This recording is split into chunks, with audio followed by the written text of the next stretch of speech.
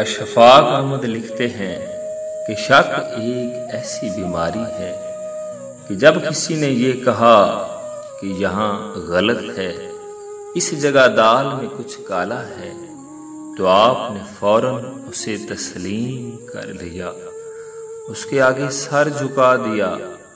لیکن جب کوئی یہ کہتا ہے کہ یہ اچھا ہے، یہ خوب ہے، یہ نیکی ہے، تو تم رک جاتے ہو، ماننے سے انکار کر دیتے ہو، خاموش ہو جاتے ہو۔ برائی پر تم کو پورا یقین ہے، 100% اعتماد ہے، شیطان پر اور ابلیس پر پورا یقین ہے، لیکن خدا پر نہیں۔ آؤ نیکی کی طرف، آؤ اپنے ضمیر کی آواز سنو۔